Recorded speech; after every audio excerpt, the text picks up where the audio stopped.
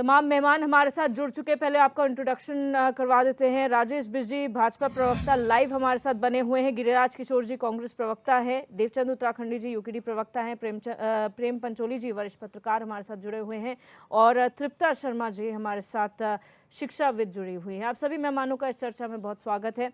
सबसे पहले तृप्ता शर्मा जी आपके पास आऊंगी।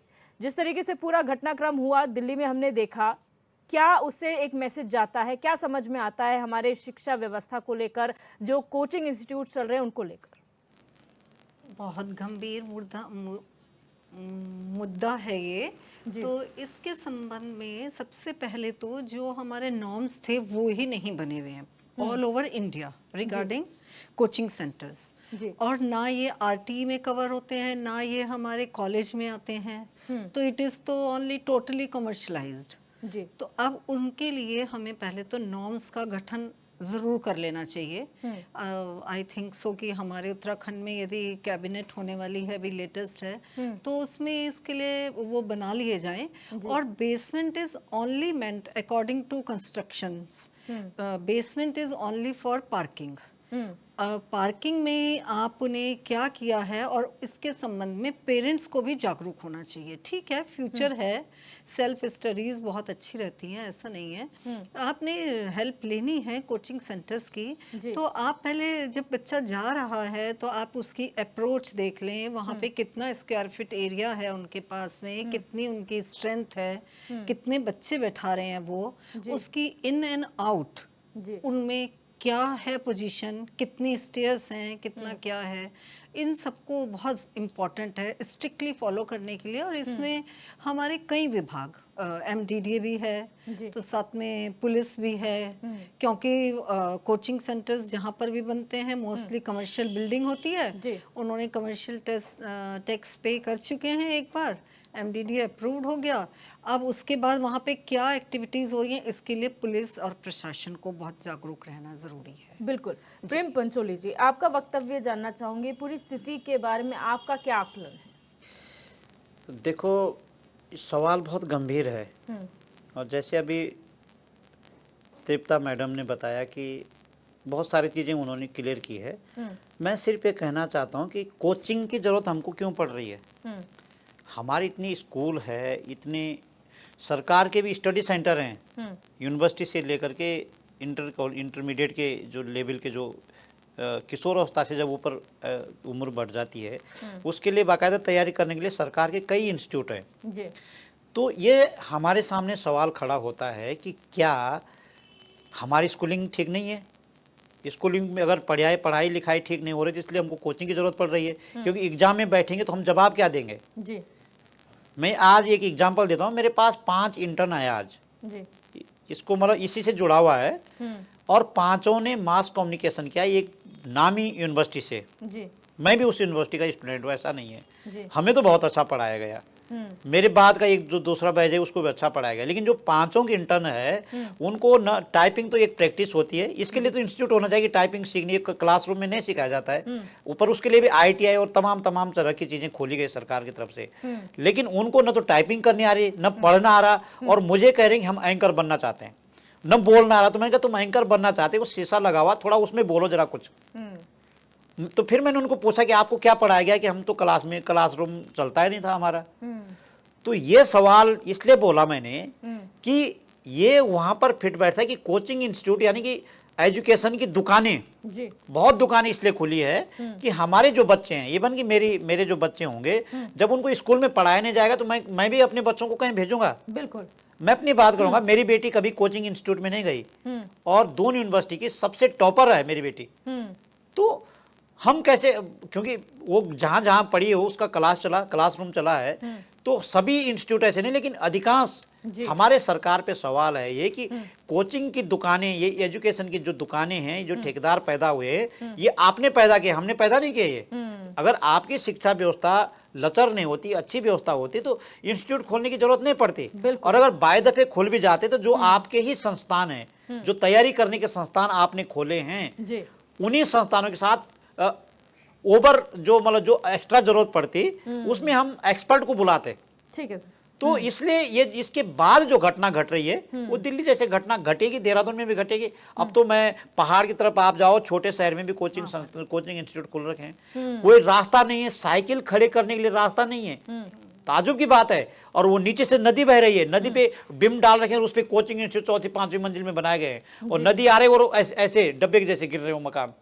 अभी आपने देखा है ना। बिल्कुल।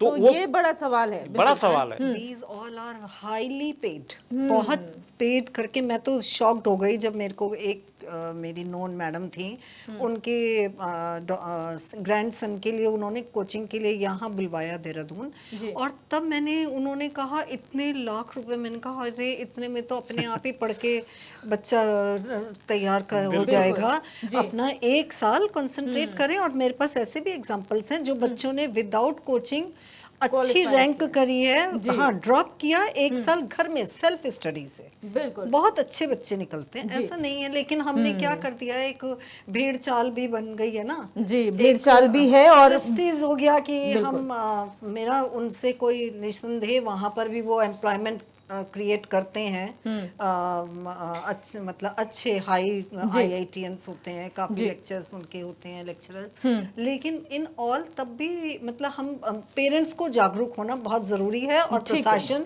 साथ में प्रशासन और नियम का पालन करवाना। ठीक है। राजेश बिज जी, राजेश बिज जी, यहाँ पर सरकार, प्रशासनिक तंत्र, जब कोई हादसा हो जाता है जो दिल्ली में हुआ, उसके बाद सब एक्टिव होते हैं, एक रूटीन चेक क्यों नहीं सर?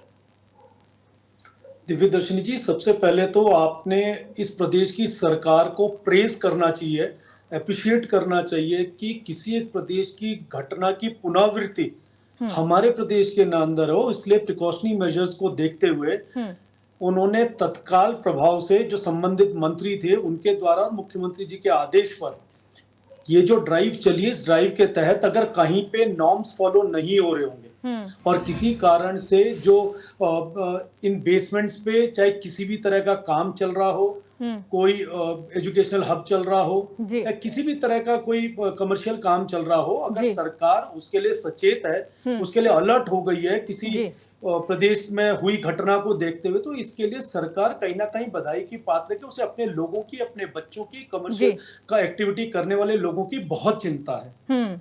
अभी बात ये आ रही है कि ये सारी चीजें पहले हो जानी चाहिए। देखिए, सरकार और पुलिस जिस दायरे में जिस काम को करना चाहिए उस काम के लिए बहुत संवेदनशील है, और ऐसा मुझे नहीं लगता कि अगर मुझे बुखार नहीं आया है तो मैं बुखार आने से पहले दवाई खा लूं। लेकिन ये जो इस समय प्रदेश के अंदर प्रिकॉशनरी ड्राइव चल रही है, इस बात से ये समझ आता है कि प्रदेश के मुख्यमंत्री जी को जरूर चिंता है कि हमारे लोगों के साथ कोई अप्रिय घटना हो, उससे पहले हम लोग इन मेजर्स को चेक कर लें। और कोई भी कमर्शियल जो प्लेस इस प्रदेश के अंदर बनी है, आज लगातार 7 वर्षों से भारतीय जनता पार्टी की सरकार है, अगर केवल भारतीय जनता पार्टी से सवाल किया जाएगा कि 7 साल के अंदर कमर्शियल जगहों के क्यों आप लोगों ने चेक नहीं किया या क्यों ड्राइव नहीं चलाए, तो मेरा सवाल भी ये होगा कि आज से पहले जिस भी पार्टी की सरकार रही, अगर उन लोगों ने किया होता तो हमें करने की जरूरत ही नहीं होती। तो इसमें ये समझना होगा कि भारतीय जनता पार्टी एडवांस में ही ये सारे काम कर रही है, जो कि बहुत अच्छा है। बिल्कुल, मैं ये बात क्लियर कर देना चाहती हूँ कि ये जो ड्राइव्स हैं वो सिर्फ उत्तराखंड में नहीं, सभी जगह, सारे प्रदेशों में की जा रही हैं, और सिर्फ दिल्ली बड़ा एग्जाम्पल रहा, इसलिए सभी सरकारें जो है, सभी प्रशासनिक तंत्र एक्टिव उस घटना के बाद से हुआ है और सभी जगह ये ड्राइव चलाई जा रही। गिरिराज किशोर जी, जो राजेश बिज जी ने कहा, सवाल आप लोगों पर भी, अगर 7 साल पे सवाल, तो फिर आप लोगों की सरकारों में भी सवाल। आपने काम किया होता तो उन्हें करने की जरूरत ही नहीं पड़ती। देखिए दिव्य दर्शनी जी, बड़ा गंभीर विषय ये है जिस पर चर्चा हो रही है। दिल्ली में एक घटना घटित होती है राजेंद्र नगर में, एक कोचिंग इंस्टीट्यूट में जो है बेसमेंट में क्लासेस चलाई जा रही थी, उसमें कुछ बच्चे जो है, बेसमेंट में पानी भरता है और कुछ बच्चे उसकी चपेट में आते हैं, और बड़ी दुखद घटना एक सामने आती है कि मौत भी कुछ बच्चों की हो जाती है उसमें। निश्चित रूप से ये जो विषय है ये बड़ा आज भावनात्मक भी हो गया है, लेकिन जो सेफ्टी जो मेजरमेंट होते हैं, आज जो स्थितियां हैं आपको बताऊं मैं, आपने कहा कि दिल्ली में अगर कोई घटना घटित हुई है उसके बाद सारे स्टेट्स अलर्ट मोड में आ गए, बहुत अच्छी बात है। आज उत्तराखंड में भी जिस हिसाब से जो है आज जो स्थितियां बनी है, आज सारी चीजें जो है, आज एमडीडीए हो गया, जी आज जो प्रशासन है पूरी तरह से सरकार की तरफ से, वो आज युद्ध स्तर पे जो है पूरी तरह से अपना लगा हुआ है और जाके सारे जितने भी जो वाकई एक प्रिकॉशनरी जो मेजर्स हो, निश्चित रूप से अगर जो एक सावधानी जो आने वाले समय पे जो है बढ़ती जाए, वो सारे काम अभी सरकार ने अभी शुरू किए हैं। लेकिन मैं एक बात में रखना चाहूंगा दिव्य दर्शनी जी भाजपा से, जी अभी उनके प्रवक्ता महोदय कह रहे थे कि हम लोग जो है पूरी तरह से जो है अलर्ट मोड में है। एक घटना घटित हुई है, उसके बाद यहाँ घटना ना घटित हो, लेकिन एक रूटीन वाली जो बात बार बार आपने रखी कि एक रूटीन में जो है प्रशासन जो है निश्चित रूप से सैलरी उसको मिल रही है ना सरकार की तरफ से, जो डिपार्टमेंट जो है आज जितना भी जो सारी चीजें जो है आज वो सारे जितने भी स्टेप्स हैं वो सरकार की तरफ से प्रशासन की तरफ से बड़े एक्टिवली लिए जा रहे हैं, वो दिख रहा है सारी चीजें, बिल्कुल वो सारा विजिबल है। लेकिन एक जो रूटीन वर्क होता है कि अगर वाकई कोई बिल्डिंग कोई बन रही है दिव्य दर्शनी जी, कोई कॉम्प्लेक्स बन रहा है, उसमें जो बेसमेंट है अगर उसका इस्तेमाल जो है केवल पार्किंग के लिए होना था जी और आज उसमें जो एक्टिविटीज चल रही है, कोई कोचिंग चल रही है या कोई और एक्टिविटीज उसमें चल रही है, कमर्शियल एक्टिविटी चल रही जी। है, वो क्यों चल रही है आप सोचिए, और सालों से अगर चल रही है और आज हम एक घटना को देखते हुए अगर अलर्ट मोड में आ रहे हैं, तो आज निश्चित रूप से और बड़ा ये जो मुद्दा है, मैं इसको बिल्कुल पॉलिटिकली इसको कहीं मैं ले जाने की कोशिश नहीं कर रहा हूं। विपक्ष अगर कुछ बातें रख रहा है तो वाकई इस वजह से रख रहा है कि भाजपा अगर शासित है, भाजपा अगर प्रदेश में रूल कर रही है तो उससे सवाल बनेंगे, उससे सवाल बनते हैं। ठीक है सर। देवचंद उत्तराखंडी जी, क्या कहेंगे इसे लेकर? पूरा सिनेरियो उत्तराखंड में अब सरकार और प्रशासन सब एक्टिव हो गए हैं और ये प्रिकॉशनरी मेजर है जैसा कि राजेश बिजली ने कहा। देखिए दिव्या जी, सबसे पहले जब भी कोई डिबेट होता है, जब भी कोई चर्चा होती है तो उसमें कुछ ना कुछ सोच वालों के लोगों के बात से बात निकल कर आती है।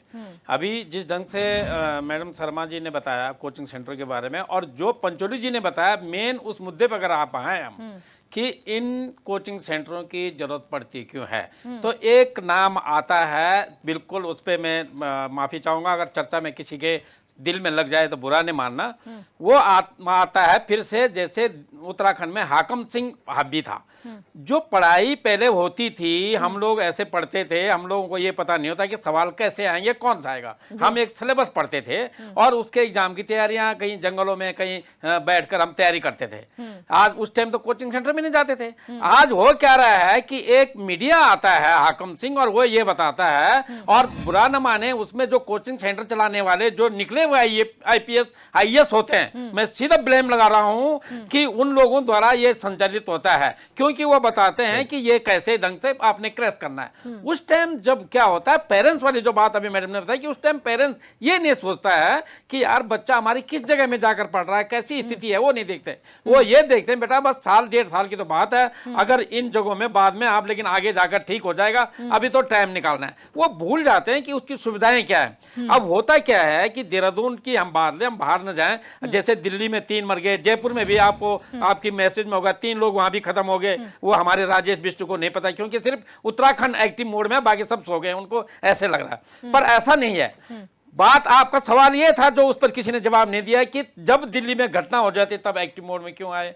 हमारा कहने का मतलब ये है कि जब आपका किसी बिल्डिंग को, किसी अपार्टमेंट को बनाते हैं, जब उसका बायलॉज MDDA में नक्शा पास होता है तो उसके मानक क्या क्या होते हैं, उन मानकों के आधार पर उसके बनने के बाद फिर से कोई चेक करने जाता है, कोई देखता है। उसके बाद अगर वो चेक कर भी लेता तो होता क्या है कि 2-3 साल वो नॉर्मल चलने के बाद उसमें फिर एडिशनल कंस्ट्रक्शन वो मालिक, वो बिल्डर फिर से कर देता, और जिसमें वो ये बेहिसाब कोचिंग सेंटर या कुछ भी प्रकार का व्यवसाय चलता है। कोचिंग सेंटर का मुझे बड़ी विडंबना है कि कोचिंग सेंटर में हर आदमी चाहता है हमारा बच्चा IAS IPS निकले, और वो कोचिंग सेंटर बेसमेंट के गड्ढे में हो तो उसका कैसे दिमाग का वो विकास होगा, इसी चीज को सोचकर मैं बड़ा गंभीर हूँ, बड़ा सोच रहा हूँ कि ये कैसे हो सकता है।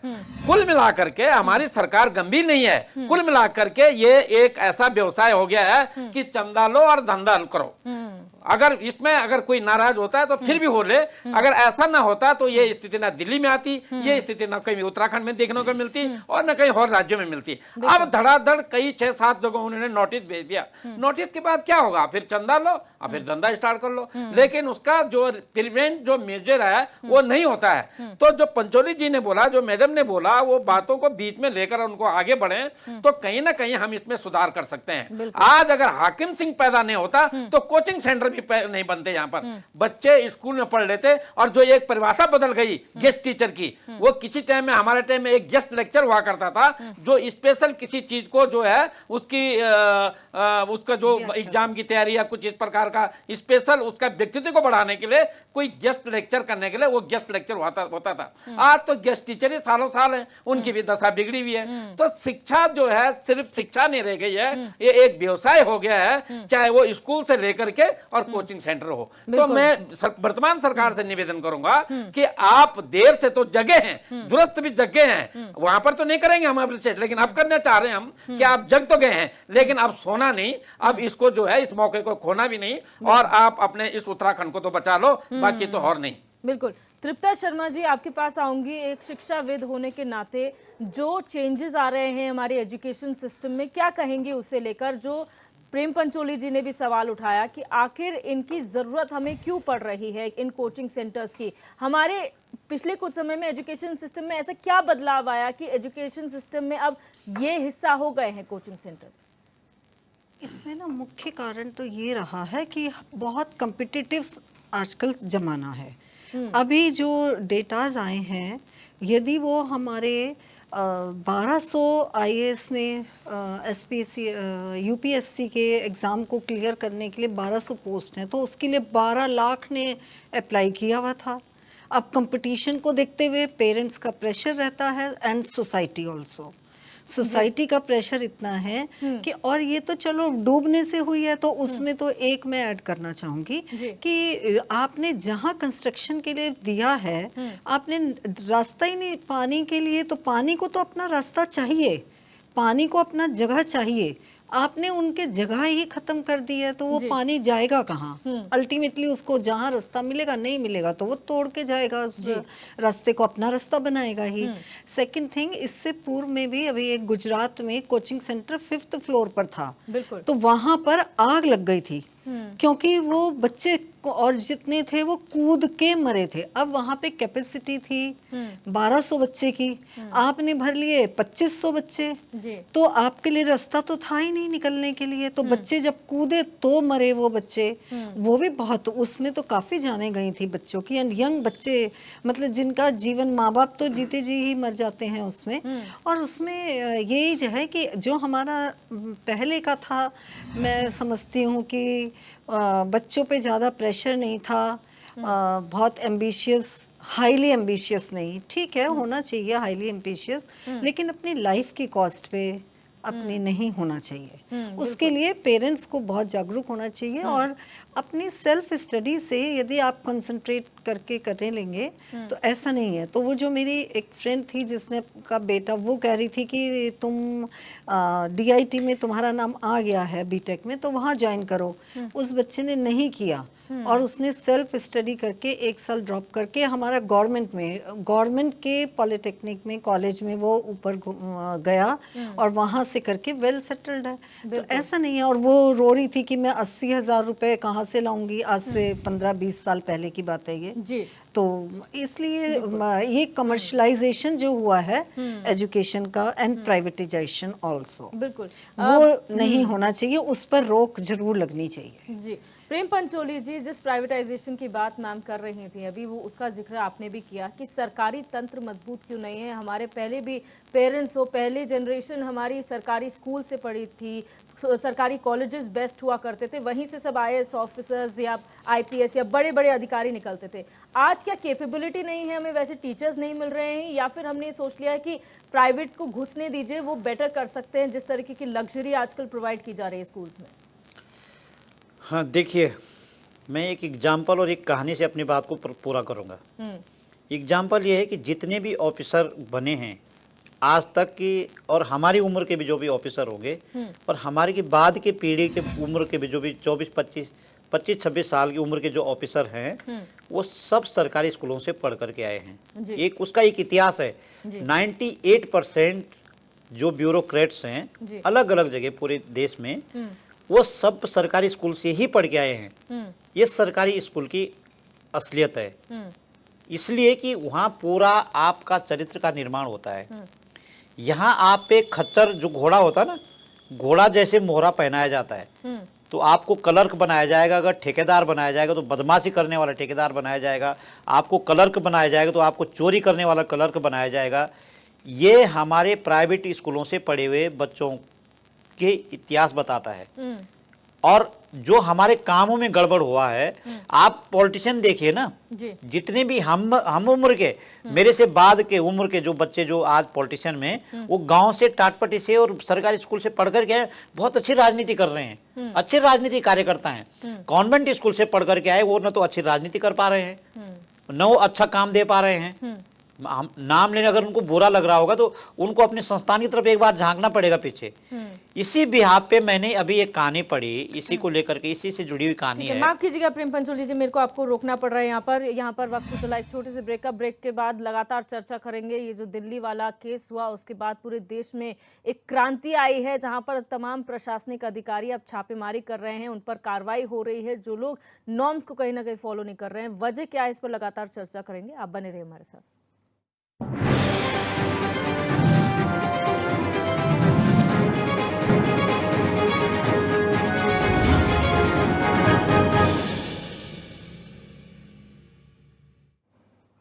ब्रेक के बाद आप सभी का एक बार फिर से स्वागत है। लगातार चर्चा कर रहे हैं दिल्ली हादसे के बाद अब पूरे देश में छापेमारी चल रही है कोचिंग इंस्टीट्यूट्स पर, और ये देखा जा रहा है कि क्या उनके पास एनओसी है, क्या वो सेफ्टी नॉर्म्स फॉलो कर रहे हैं, किस तरीके से बच्चों के लिए वहाँ पर व्यवस्थाएं हैं, तमाम चीज़ें हो रही हैं। उसमें सवाल ये है कि जिम्मेदार कौन है और कमी किसकी है, किस तरीके से इसे सुधारा जा सकता है। तमाम मेहमान हमारे साथ बने हुए हैं। प्रेम पंचोली जी, आप कुछ कह रहे थे, अपनी बात पूरी करें। मैं ये कह रहा था कि कोचिंग इंस्टीट्यूट को जब आप उसके सर्च करोगे तो कोचिंग इंस्टीट्यूट कम और स्कूलिंग ज़्यादा। उनके जो कागज़ है ना, जो रजिस्ट्रेशन के कागज़ हैं, उसमें कोचिंग का तो मुझे नहीं लगता, मैंने आज तक नहीं देखा कहीं, या मेरे संज्ञान में नहीं होगा, या मुझे जानकारी नहीं है। जिन लोगों को जानकारी हो, मेरा थोड़ा मुझे जानकारी दे दें। कोचिंग के नाम से कोई रजिस्ट्रेशन है ही नहीं। अधिकांश संस्थान सोसाइटी रजिस्ट्रेशन के अंतर्गत रजिस्टर्ड है, और वो सोसाइटी में उनको उनके बायोलॉजी में बताया गया कि हम एजुकेशन के लिए काम करेंगे। जैसे एक स्वयंसेवी संगठन, जिसको आजकल एनजीओ कहते हैं लोग, दरअसल मेरा एनजीओ और स्वयंसेवी संगठनों में थोड़ा मेरा दिमाग ठीक नहीं, मैं अलग अलग तरह से उनको डिफाइन करता हूँ, वो बात का सवाल लंबा हो जाएगा। तो जितने भी स्वयंसेवी संगठन है, सिविल सोसाइटी के लोगों का जो एक 1860 के अंतर्गत पंजीकृत होता है, वैसे कोचिंग संस्थान पंजीकृत है, और वो अपनी एक्टिविटीज में दिखाते कि हम एजुकेशन के लिए काम करेंगे। तो एजुकेशन के लिए आप स्वयंसेवी काम तो आप करते नहीं रहे, गांव में जाकर के आप इवनिंग क्लास तो लगा नहीं रहे, मॉर्निंग क्लास लगा नहीं रहे, या स्कूल में जाकर के गेस्ट लेक्चर दे नहीं रहे, तो आपने उसके नाम पे कोचिंग इंस्टीट्यूट खोल दिया है। तो उसको आप रजिस्ट्रेशन करके आप उसको उसकी क्लास उसको आप कोर्ट ले जा सकते हैं, क्योंकि सरकार ने उनको मान्यता दे रखी है। कहानी ये है कि उनकी जो जब आपने ये खोल ही दिया है, तो उस सोसाइटी रजिस्ट्रेशन एक्ट के अंतर्गत अभी हमारे भारत सरकार ने ये नियम लाया कि जितने भी स्वयंसेवी संगठन है, उसके अंदर जितने भी वर्कर होंगे, या जो वहाँ जिनके लिए आप काम कर, जो बेनिफिशियरी है, उनके लिए टॉयलेट होना चाहिए, उनकी सुरक्षा के लिए स्थान होना चाहिए, उनके लिए बैठने के लिए सुरक्षित स्थान होना चाहिए। उनके संस्थान के अंदर एक ऐसी कमेटी होनी चाहिए कि जो वायलेंस, जैसे मतलब महिलाओं का उत्पीड़न न हो, उसकी एक कमेटी बनती अंदर से। ये जब से महिलाओं का कानून आया, महिला अधिकार का कानून जो बहुत स्ट्रॉन्ग किया गया है, तब से अलग संस्थानों को, सरकारी संस्थानों को और गैर सरकारी संस्थानों को ये नियम दिया, ये जारी कर दिया गया कि आपको अपने संस्थान के अंतर्गत महिला सुरक्षा अधिकार समिति बनानी चाहिए। ये सब उन्होंने कागजों में फिट कर रखा है। तो हम कोचिंग इंस्टीट्यूट को सवाल खड़े नहीं कर सकते। मैंने जब जो कहानी पढ़ी, वो बिल्कुल फिट बैठती हमारी व्यवस्थाओं पे। और वो कहानी बिल्कुल लेटेस्ट है और बहुत बड़े राइटर ने लिखी है। और सत्य कथाएं जो आती है उस पे पढ़ी है, उस पे लिख रखा था कि 2 बच्चे थे एक गांव के और दोनों एमबीबीएस बनना चाहते थे। एक बच्चा तो सच में टैलेंट था और एक बच्चा उतना टैलेंट नहीं था, लेकिन उस बच्चे के पिताजी ने सोचा कि जब ये मेरे पड़ोस वाला बच्चा अगर एमबीबीएस बनना चाहता तो मैं भी पैसा दे के बना दूंगा। दोनों एक कोचिंग इंस्टीट्यूट में गए और कोचिंग इंस्टीट्यूट ने बोला कि ये लड़का तो ठीक है, ये तो निकल जाएगा, ये दूसरा लड़का वापस भेजो। तो जो वापस जाने वाला लड़का था उसके पिताजी ने बोला कि यार पैसा ले लो, थोड़ा करा दो इसको एडमिशन, तो और इसको एमबीबीएस भी बना दो। तो कोचिंग इंस्टीट्यूट ने बोला कि ठीक है 5 लाख रुपए लग जाएंगे, तुम्हारा बेटा एमबीबीएस। तो जब वो लड़का परीक्षा देने गया, नीट की परीक्षा देने गया, वो सीपीएमटी की परीक्षा नहीं देने गया, नीट की परीक्षा देने गया। समझ लो कि कहानी नहीं है जी। तो नीट की परीक्षा देने गया तो वो जो टैलेंट बचा था वो तो निकलना था। और जो दूसरा बच्चा था जिससे 5 लाख रुपए ले गए, उसको ये सिखाया गया इंस्टीट्यूट में, जब आप अंदर जाओगे थंबलाइन वगैरह वगैरह सब कर देना, लेकिन अपनी कॉपी को खाली देना, उसमें कुछ मत लिखना जी। आप समझ सकते हैं कि जब रिजल्ट आया तो दोनों निकल गए। वो बच्चा भी उसके बगल में था बैठा हुआ, उसने तो अपनी कॉपी पे पूरा लिखा। ठीक है। तो घटना कैसे घटी? यहीं से घटना शुरू हो जाती है और बाद में दोनों डॉक्टर बने। डॉक्टर बनने के बाद जो 5 लाख रुपए देकर के डॉक्टर बना, उसके जैसे उसने ज्वाइनिंग किया, उसके ज्वाइनिंग करने से 3 लोग मरे। बड़ी कहानी है, मैं शॉर्टकट में तो यहीं पे सवाल उठता है कि हमारा कोचिंग इंस्टीट्यूट किधर ले जा रहा है। ये तो काल्पनिक कहानी है। बिल्कुल, बस उन्होंने सिर्फ सीपीएमटी की जगह नीट लिखा तो लगता है कि नई कहानी होगी, लेकिन ये सीपीएमटी और नीट का सवाल नहीं है। मैंने कहा ना कि ये सवाल ये है कि आज हमें कोचिंग की जरूरत क्यों पड़ रही है, क्या हमारी कल्चर डेवलप हो रहा है, क्या हमारी स्कूल सही नहीं चल रही है, पहला सवाल। दूसरा सवाल ये है कि क्या हमारा सिलेबस पूरा नहीं हो रहा है। अगर हमारा सिलेबस पूरा नहीं हो रहा है तो किसकी कमी है? मास्टरों की कमी है। ये हमारे सरकार को अपने से पूछना चाहिए। क्या हमारी स्कूलिंग कमजोर है जहां हम अपने बच्चों को नहीं भेज पा रहे हैं? कोचिंग, जो मैंने पहले बताया कि ये कोचिंग कम है, ये सिविल सोसाइटी और शिक्षा के लिए काम करने वाले संस्थाएं हैं अगर इनको कागज में देखे। लेकिन सरकार को ये जरूर करना चाहिए कि हमारे राज्य में टोटल कितने कोचिंग इंस्टीट्यूट है, कौन सा कोचिंग इंस्टीट्यूट किस चीज की तैयारी कर रहा है। और जो ये तमाम सवाल है, ये जितनी जब से कोचिंग इंस्टीट्यूट सामने आया है तब से ही पेपर लीक का मामला सामने आया है। ये उससे पहले नहीं आया। जब सरकारी स्कूलों से लोग परीक्षा देने जाते थे ना, इंटरव्यू देने या बिल्कुल इंटरेस्ट देने जाते थे, कोई पेपर लीक नहीं होता था।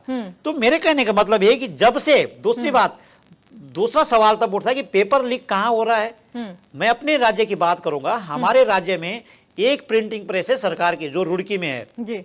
लेकिन जो आदमी वहां रखा हो सिर्फ चाय पीने का अलावा बेचारा दिन भर चाय पीता रहता है, उसका काम ही नहीं है जी। तो इनके पेपर कहाँ छप रहे हैं? बड़ा सवाल है। कोचिंग इंस्टीट्यूट के पीछे का राज जब आप देखोगे बहुत खतरनाक है, बहुत डेंजरस है।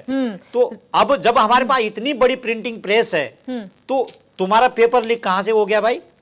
सरकार की है, सारी सुरक्षा की इंतजाम है। ठीक है सर, सवाल ही पैदा नहीं है। जवाब भी ले लेते हैं। बड़े सवाल हैं और सरकार को, अगर भाजपा सरकार सचेत रहती है तो मुझे लगता है कि इम्प्लीमेंट दिखाई देना चाहिए, तो हम तो तभी मानेंगे। बिल्कुल। राजेश बिष्ट जी, आपने फीवर का एग्जाम्पल दिया था कि जब तक फीवर ना हो तब तक दवाई नहीं खा सकते, लेकिन यहाँ पर तो जब इतने सारे लोगों की जान पर बन आए, आपने एनओसीज दे दी हैं, आपने कंस्ट्रक्शन की इजाजत दे दी है, तो उसको मॉनिटर करना भी तो प्रशासन का काम है। गवर्नेंस इसी तो कहते हैं, एडमिनिस्ट्रेशन का काम ही है कि आपने जो चीज अलॉट कर दी है उसको मॉनिटर भी आप करेंगे, उसको मैनेज भी आप करेंगे। अगर सिर्फ अलॉट कर देना काम है, फिर उसमें मैनेजमेंट और एडमिनिस्ट्रेशन कहाँ आता है सर? देखिए दिव्यदर्शिनी जी, जो बात आपने कही बिल्कुल ठीक है। इसमें मैं ये कहना चाहता हूँ कि देखिए, हमने जो ये ड्राइव चलाई है, ये ड्राइव है क्या, हम कम से कम उसको तो समझें। हमने एक बेसमेंट की घटना को लिंक करके बहुत सारी बातों पे, जो आज का सब्जेक्ट था उससे बाहर निकल के कोचिंग सेंटर क्यों, पढ़ाई क्यों, इंग्लिश मीडियम क्यों, सरकारी में पढ़ते थे, गांव में पढ़ते थे, जंगल में पढ़ते थे, उन सब्जेक्ट से हटके जो आज इंपॉर्टेंट विषय था कि हमारे लोगों की चिंता कैसे, उस पे कम बात हुई है और अन्य विषयों पे ज्यादा कनेक्ट, जैसे बेसमेंट कनेक्ट हुआ है राजेश जी, वैसे ही पूरा सिस्टम कनेक्ट हुआ है। कल्चर जो बताया जा रहा है कोचिंग इंस्टीट्यूट्स, क्योंकि वो ज्यादा नंबर में है और वहीं सब इंसिडेंट्स हो रहे हैं, बेसमेंट में पढ़ाने की जरूरत क्यों आन पड़ी, ये सवाल है जो आपस में कनेक्ट हो रहे हैं। ठीक हो गया, मैं उसका भी जवाब दे देता हूं आपको। अभी क्या ये तय हो पाया कि हमारे देहरादून या उत्तराखंड के अंदर सारे कोचिंग सेंटर्स बेसमेंट में है? कोई बेसमेंट ऐसा हाईलाइट हो पाया कि जहां पे कोचिंग सेंटर चल रहा है? किसी एक बेसमेंट का नाम आपको पता है, या यहाँ जितने साथी बैठे हैं उनको पता है बेसमेंट में कोचिंग सेंटर चल रहा है? हमने उस सरकार के ऑर्डर को समझने की, ऑर्डर है क्या? ऑर्डर में क्लियर कट ये कहा गया है कि जितने कोचिंग इंस्टीट्यूट्स चल रहे हैं वो जहां मर्जी चल रहे हो, first floor, second floor, top floor, ground floor, basement में, उन सबकी जांच की जाए, उस पे एंट्री एग्जिट के पॉइंट्स को देखा जाए, फायर एक्सटिंग्विशर्स वहां पे है या नहीं है, अगर कोई आपात की स्थिति आ जाती है तो उस समय पे उसके लिए क्या उपाय है। तो अभी जो सरकार की प्रिकॉशनरी मेजर्स हैं, चाहे पूरी कंट्री के अंदर चल रहा है, वो सिर्फ ये चल रहा है कि अगर कोचिंग सेंटर्स चल रहे हैं तो उनकी जांच हो, और अगर वो नियमों के खिलाफ चल रहे हैं तो उनके खिलाफ कार्रवाई करी जाए। तो मैं ये मानकर चल रहा हूं कि अभी जो दिल्ली के हालात हैं उसको हम उत्तराखंड से कंपेयर नहीं कर सकते हैं। और हम यहाँ पे जितने भी सम्मानित पैनल पे साथी बैठे, आप भी अगर बैठे हैं, तो मैं ये मानता हूं कि हम लोग, हर कोई यही चाहता है कि हमारा बच्चा इस देश की सबसे अच्छे इंस्टीट्यूट में जाकर, और खास तौर पे प्राइवेट इंस्टीट्यूट में जाकर ही पढ़े, वहीं से कोचिंग ले। हम स्कूल में पढ़ाने की बात करते हैं तो हमारी पहली प्रायोरिटी आती है कि हम लोग प्राइवेट स्कूल्स में और अच्छे से अच्छे और बड़े से बड़े स्कूल में पढ़ाएं, जिनकी जो कैपेसिटी है उस कैपेसिटी में पेरेंट्स अपने बच्चों को पढ़ा रहे हैं। ये तो हमने बात करी मैदानी इलाके में जिसकी रिसोर्सेज जिस हिसाब से, लेकिन पर्वतीय क्षेत्रों में, जहां हम 11 पर्वतीय क्षेत्र इस उत्तराखंड के अंदर है, यहां से भी जब इंटरमीडिएट के बाद या ग्रेजुएशन के बाद बच्चा निकल रहा है तो उनके पेरेंट्स ने भी दिल्ली, हल्द्वानी, देहरादून जैसी जगहों पे प्राइवेट कोचिंग इंस्टीट्यूट को ही प्रायोरिटी पे रखा हुआ है। क्योंकि सरकारी चल नहीं रहे ना सर, सरकारी है नहीं, सरकारी चल नहीं रहे। आपका कहना ठीक है, वो क्यों नहीं चल रहे, ये सवाल समझा हमने कभी? हम यहाँ से बैठे, हम में से कितनों ने नर्सरी में अपने बच्चों को या पहली कक्षा में सरकारी स्कूल में भेजा? क्या उनको मौका दिया? सो ये डायरेक्टली इनडायरेक्टली राजेश जी कहीं ना कहीं हमें समझने की जरूरत है, कहीं ना कहीं डायरेक्टली इनडायरेक्टली ये इंटरलिंक्ड इसलिए है, अगर फैसिलिटीज अच्छी होती वहां पर तो वहां पर बच्चे भेजे जाते, वहां पर लोग इंटरेस्टेड होते, जब है ही नहीं फैसिलिटीज। ऐसा नहीं है दिव्यदर्शनी जी, मैं दूसरे तरीके से सोचता हूँ। ये आपने इसलिए कहा क्योंकि मैं खुद भी अपने आप को लिंक कर रहा हूँ आपके साथ। मैं मैदानी इलाके में अगर बच्चों रह रहा हूँ तो मैं बच्चों को प्राइवेट में डालूंगा, गवर्नमेंट में नहीं डालूंगा। लेकिन जो 11 पर्वतीय क्षेत्र में स्कूल चल रहे हैं, कॉलेजेस चल रहे हैं, क्या वो नहीं चल रहे? वहां नहीं पढ़ रहे हैं बच्चे, वहां टॉप नहीं कर रहे हैं बच्चे उत्तराखंड बोर्ड में? ऐसा नहीं है। हमारी पॉकेट जो बियर कर रही है, हमने जो मेंटालिटी क्रिएट करी हुई है प्राइवेट स्कूल्स की, ये हमारा दोष है।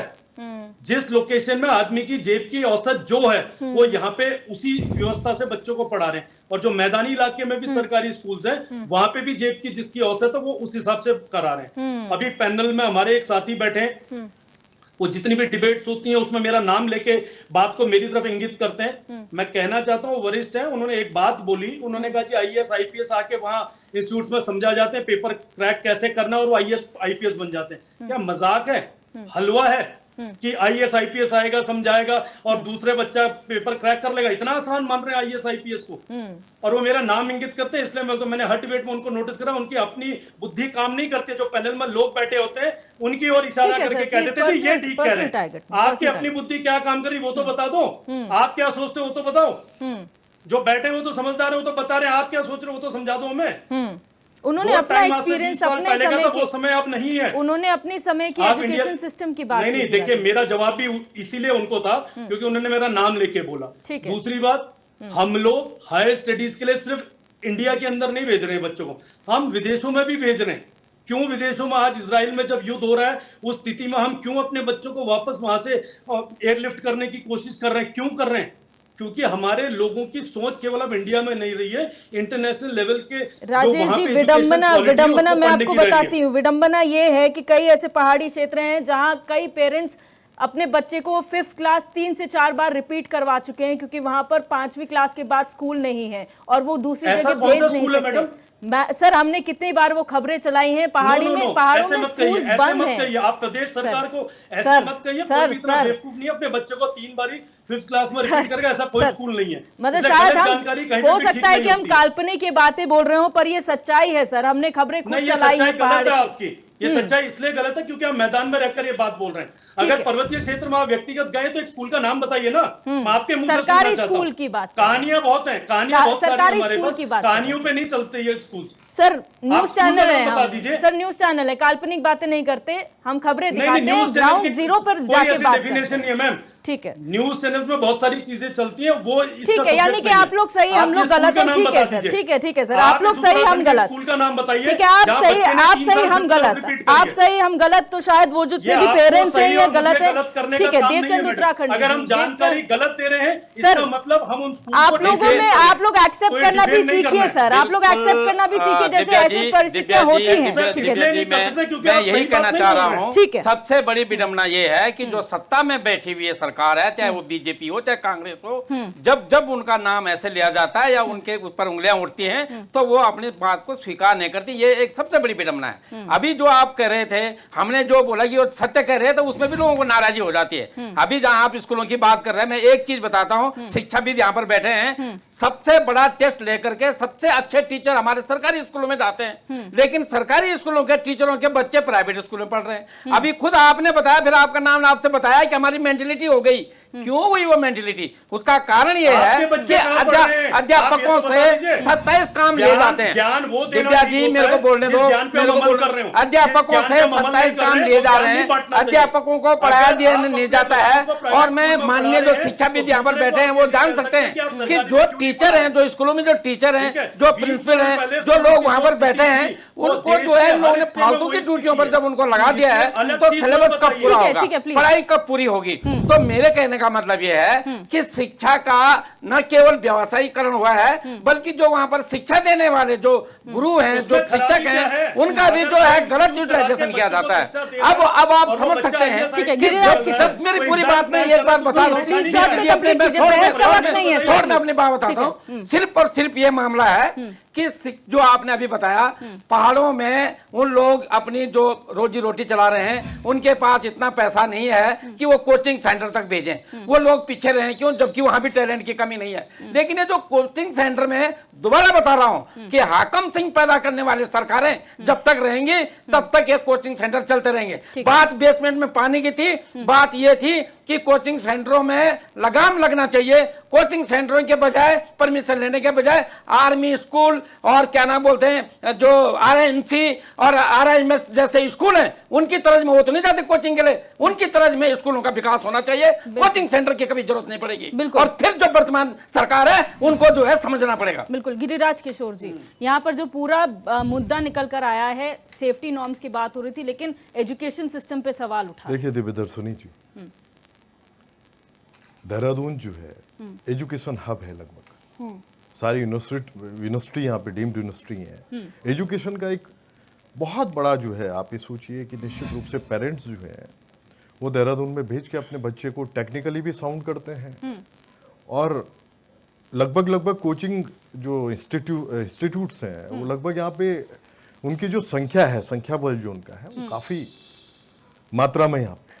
तो आप ये सोचिएगा, आज जो डिस्कशन अभी था फिलहाल, वो ये था कि इसमें जो प्रिकॉशनरी जो मेजर्स जो हैं उन पे ध्यान देने की जरूरत है। अभी शर्मा मैडम को भी मैं सुन रहा था बड़े ध्यान से कि वाकई, और एक बात निश्चित है कि ये केवल बेसमेंट तक नहीं है। अगर फर्स्ट फ्लोर में, ग्राउंड में, फर्स्ट में, सेकंड में, थर्ड फ्लोर में भी अगर कोचिंग कोई इंस्टीट्यूट चला रहा है, तो उसमें जो बच्चा वहां पढ़ रहा है उसकी जो सेफ्टी जो होनी चाहिए वो सेफली अपना जाए और सेफली अपना आए।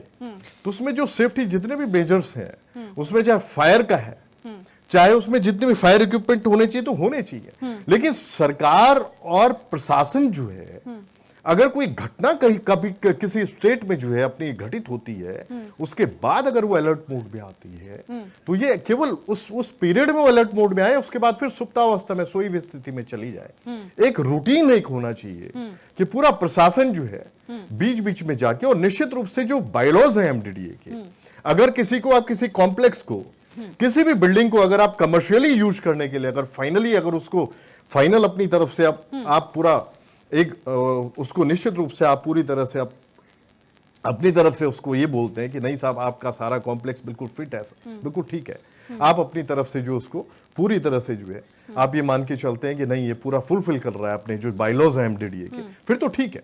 लेकिन अगर वो फुलफिल नहीं कर रहा है तो वाकई जो बीच बीच में जो जाके आपको उसको देखना चाहिए, उसको चेक उसको प्रशासन को करना चाहिए कि वाकई वो बेसमेंट में क्या एक्टिविटी चल रही है, ऊपर ग्राउंड में फर्स्ट में क्या चल रही है, उसमें फायर इक्विपमेंट्स है लगे हुए नहीं है।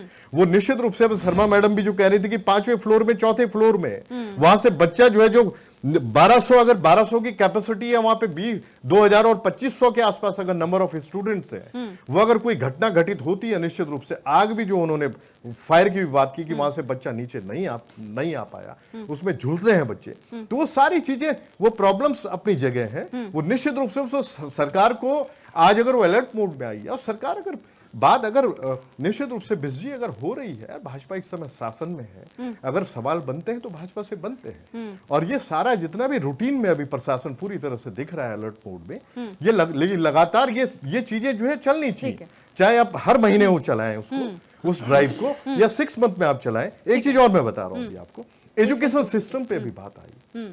दिव्य दर्शनी जी इस बार अभी जितनी भी पंचोली साहब ने भी जो बात रखी, ये बात मैं रखना चाहूंगा कि निश्चित मेरा भी एजुकेशन जो है वो रीठाखाल और नौगांव खाली पौड़ी गढ़वाल में जगह, कच्ची 1 से लेके और 12th तक मैंने वहां पे किया। हम भी टाट में बैठ के पढ़ाई हमने की, पार्टी में हमने लिखना स्टार्ट किया, मैं बता रहा हूं आपको दिव्य दर्शनी जी। और निश्चित रूप से एक चीज और मैं आपके बीच में रख रहा हूं कि जितना ब्यूरोक्रेट है वो गलत नहीं है। 98% जो ब्यूरोक्रेट जो IAS है, PCS है, सेक्रेटरीज है, केंद्र में भी जो है, आपको बताऊं मैं, सेंट्रल गवर्नमेंट की जो मिनिस्ट्रीज जो होती हैं, ज्वाइंट डायरेक्टर होते हैं, ज्वाइंट सेक्रेटरीज होते हैं, सुनिएगा वहां पे लगभग वहां पे नहीं, अब मुझे तो मौका ही नहीं दिया आपने।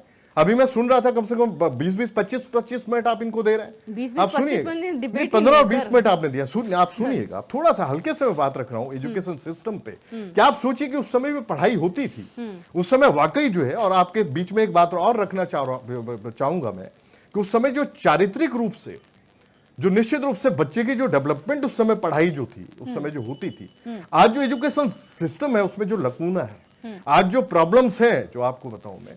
और निश्चित रूप से एक बात और मैं रखना चाहूंगा कि आज जो है एक मास जो वास कर रहा है पहाड़ में, वाकई वो गलत नहीं है। अभी देवचंद जी ने भी एक बात रखी कि वो जो मास कर रहा है वहां पे जो मास वास कर रहा है पहाड़ में, वो उसका बच्चा बड़ा टैलेंटेड है, बड़ा होशियार है। अभी भी जो उत्तराखंड बोर्ड से वो टॉप में कई बच्चे ऐसे होंगे जो 80% 85% 90% जो अपना परसेंटेज लेके आते हैं, हाई स्कूल हो इंटरमीडिएट हो, लेकिन उसके बाद वो कोचिंग इंस्टीट्यूट में नहीं भेज सकता है बच्चे को, वो बिल्कुल वो समर्थ नहीं होता है, फाइनेंशियली साउंड नहीं है। तो ये सारी चीजें एक सिस्टम, देखिए सरकार को पूरी तरह से अगर किसी भी स्टेट में, किसी भी प्रदेश में अगर एजुकेशन को पूरी तरह से अच्छे से उसको सुदृढ़ करना है, उसको वाकई एक आम जन तक पहुंचाना है पहाड़ में, जो अफोर्ड नहीं कर सकता है जो बच्चा जो अपने कोचिंग इंस्टीट्यूट को, तो निश्चित रूप से उसमें एजुकेशन जो हमारा सिस्टम है उसको स्ट्रॉन्ग करने की जरूरत है। और साथ में जितने भी आज मेजर्स जो लिए जा रहे हैं, प्रिकॉशन जो हमारी सावधानियां जो होनी चाहिए भविष्य में, जो है कोई भी इंस्टीट्यूट अगर रन कर रहा है तो ये ड्राइव्स जो है लगातार हर दूसरे तीसरे चौथे महीने में चलनी चाहिए। और ये वाकई MDDA भी इसमें पूरी तरह से इन्वॉल्व है कि वो अपने बायलॉज के हिसाब से सारी बिल्डिंग्स को चेक करे, और वो चेकआउट करने के बाद, उसके बाद चेक होने के बाद जब सारी चीजें सामने होंगी तो सब कुछ विजिबल होंगी, और सरकार की इसमें इन्वॉल्वमेंट बनती है, सवाल भी बनते हैं सरकार से। अगर सरकार अगर भाजपा की है तो ये बात केवल नहीं भाजपा रख सकती है कि नहीं साहब इससे पूर्व में कांग्रेस भी थी। ठीक है सर, ऐसा नहीं है। ठीक है, मैं फाइनल कमेंट की ओर बढ़ूंगी, शॉर्ट में फाइनल कमेंट सभी से लूंगी। तृप्ता शर्मा जी आपसे फाइनल कमेंट लूंगी, मैम क्या कहेंगी? जी मैडम, इसमें सबसे इम्पोर्टेंट जो बात ये है, जो कोचिंग सेंटर्स नाम दिए गए वो स्कूल एजुकेशन के बाद की स्टार्ट है, ये टाइम है वो। अब वो ना तो ग्रेजुएशन में आए हुए हैं बच्चे और ना ही वो स्कूल में कवर होते हैं, तो स्कूल एजुकेशन सिस्टम से इसका कोई लेना देना नहीं है। हाँ, रिस्पॉन्सिबल हैं ज़रूर, लेकिन क्योंकि कॉम्पिटिटिव एग्जाम्स की वो लोग तैयारी करवाते हैं जिसमें कि जो हमारे स्कूल लेवल पे भी अप टू 12th में नहीं हो सकती है, क्योंकि उनको अपना कोर्स कंप्लीट करना है टीचर्स को, तो वो नहीं जा सकते कि वो अलग अलग बुक्स को लेकर उसमें वो टाइम बाउंड लेते हैं। जैसे 1 आवर में आपने इतने क्वेश्चंस आपको सॉल्व करने हैं, 1 मिनट में आपने 10 क्वेश्चंस का आंसर करना है, उसकी वो प्रैक्टिसिंग कराते हैं। हाँ, उसके लिए गवर्नमेंट को हमारे अलग से नियमावली बनाने की बहुत ज़रूरत है। और मैं चाहती हूँ कि यदि ये मुद्दा उठा है, ठीक है, देर आए जब भी आए, हम जब भी जागें तभी सवेरा है, तो हमें उसके लिए नॉर्म्स बना के इसको धरातल पर रखें। ऐसे ना हो कि इधर से उधर डाल के और वो उसको खत्म कर दिया प्रेम जाए। पंचोली जी, बहुत शॉर्ट में फाइनल बिल्कुल, मैं तृप्ता मैडम की बात आगे बढ़ाऊंगा कि वो नॉर्म्स बनाएं उसके लिए, और ये जरूर बनाएं कि उनका जो बायलॉज है ना, जिससे वो रजिस्ट्रेशन है उनका, उस बायलॉज में तब्दीली करने की जरूरत है। यदि वो एजुकेशन के लिए काम करते हैं तो किस तरह का काम वो करते हैं, और क्या वो अगर वो तैयारी करवा रहे हैं, इसका मतलब वो सिलेबस से बाहर की तैयारी करवा रहे हैं, इसका मतलब एग्जाम में हमारे जो पेपर अलग हैं। एक बात और कहना चाहूंगा कि राजेश भाई कह रहे हैं कि ये स्कूल कौन से है, मैं उनको बता देता हूँ नाम, कि जब हम ग्वालदम से गरुड़ की तरफ आते हैं तो जब नीचे एक बाजार है, छोटा बाजार में नाम भूल रहा हूँ, वो वहाँ पर मिलिट्री का सामान कपड़े मिलते हैं, उधर मिलिट्री वाला एरिया है सारा, उधर गांव में मिलिट्री में लोग हैं। तो उससे वहाँ से एक रास्ता 5 किलोमीटर पैदल जाता है, अंदर एक गांव है, उस गांव में कई बच्चे ऐसे हैं, जो बच्चे तो 25 है स्कूल में, कई बच्चे ऐसे हैं जिन्होंने 3-3 बार एक ही क्लास में टाइम ले लिया है। दूसरी बात मैं कहूंगा कि मैं एक दिन अभी 10 दिन पहले मैं रुद्रप्रयाग से श्रीनगर आया था, बीच में एक स्कूल है जहाँ एक बच्चा है, 2 टीचर है। तो मैंने कहा भाई स्कूल बंद क्यों नहीं होती, उन्होंने कहा सरकार के नॉर्म्स हैं कि जब तक शून्य नहीं हो जाता तब तक स्कूल बंद नहीं होती।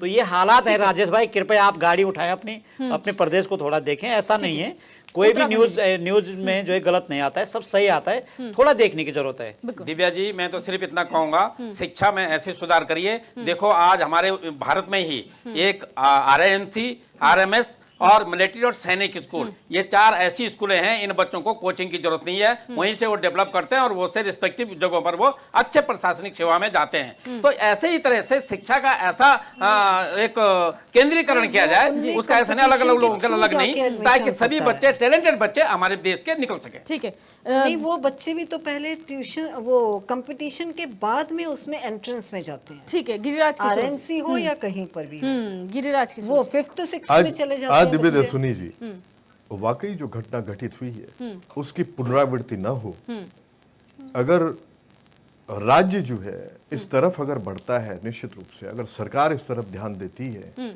कि वाकई जो है जो MDDA से अप्रूव्ड जितनी भी बिल्डिंग्स हैं वो अपने जो बायलॉज के हिसाब से वो काम कर रही है, नहीं कर रही है, इस पे जो ड्राइव चल रही है, ये आने वाले समय में सोई भी स्थिति में ना जाए, ये सुप्तावस्था में ना जाए, ये ड्राइव्स बीच बीच में चलानी जरूरी है। जितने भी कोचिंग इंस्टीट्यूट काम कर रहे हैं वो प्रॉपर जो है अपने जो जितने भी फायर इक्विपमेंट्स वगैरह जितने होने चाहिए उसमें, वो सारी चीजें उसमें है नहीं है, ये देखने की जरूरत है, क्योंकि इसमें निश्चित रूप से बच्चों का जो भविष्य भी है, और बच्चों के साथ साथ सबसे बड़ी बात ये होती है कि एक लोगों का एक बहुत बड़ा भरोसा होता है।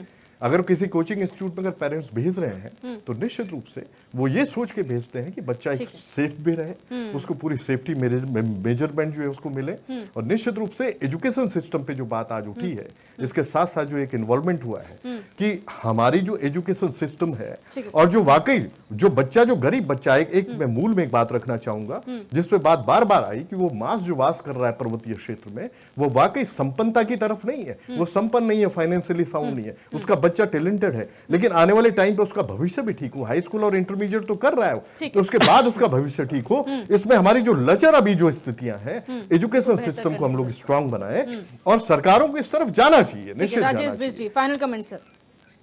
देखिए दिव्य दर्शनी जी, मैं ये मानता हूं कि सरकार अपनी सारे जिम्मेदारियों को बड़े अच्छे से निभा रही है।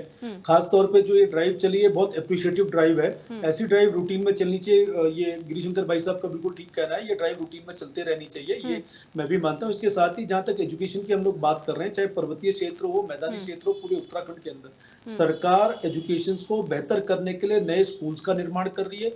टीचर्स की अच्छी अपॉइंटमेंट्स हो रही है, जहाँ पे बच्चों की कमी है, टीचर्स की कमी है, उन सबको मर्ज करके एक उत्कृष्ट अटल उत्कृष्ट स्कूल का निर्माण हो रहा है, जो उत्तराखंड बोर्ड के साथ साथ CBSE पैटर्न पे भी काम होगा। और मैं मानता हूँ कि आने वाले टाइम में जो एजुकेशन सिस्टम इस उत्तराखंड का है, ये बहुत बेहतर होने वाला है। बच्चों की जो कोचिंग्स तक जहाँ तक जाने की बात है, उसको किसी भी प्रकार से रोका नहीं जा सकता, लेकिन हाँ, जिस विषय पे सरकार अपनी जिम्मेदारियों को विद्यालय के अंदर अच्छे से शिक्षा के रूप में दे सकती है, वो सरकार अवश्य करेगी, अपनी जिम्मेदारी को अच्छे से निभाएगी। बिल्कुल, आप सभी मेहमान सुभानु का इस चर्चा में जुड़ने के लिए बहुत बहुत शुक्रिया। आज हमने चर्चा की दिल्ली के राजेंद्र नगर में जो घटना हुई, जहां कोचिंग इंस्टीट्यूट बेसमेंट में संचालित हो रहा था, जलभराव हुआ, बच्चे इवैक्यूएट नहीं कर पाए और कुछ बच्चों की इसमें मौत हुई है। उसके बाद से तमाम कोचिंग इंस्टीट्यूट्स पर कार्रवाइयाँ की जा रही हैं, नोटिस थमाए जा रहे हैं। उत्तराखंड में भी कई ऐसी जगह हैं जहाँ पर नोटिस थमाए गए हैं। ये चेक किया जा रहा है कि एनओसीज हैं या नहीं है। लेकिन इसी बीच इस चर्चा में एजुकेशन सिस्टम पर भी सवाल उठे हैं कि आखिर कोचिंग इंस्टीट्यूट्स की जरूरत क्यों पड़ी है। तो तमाम चर्चा में जो बातें निकलकर सामने आई हैं, उम्मीद यही करते हैं कि इन पर विचार विमर्श किया जाएगा और बेहतर जो है वो छात्रों का भविष्य हो, इस पर काम किया जाएगा। बहरहाल क्वेश्चन आवर में मेरे साथ बस इतना ही। आप देखते रहिए HNN 24/7, जुनून सच दिखाने का।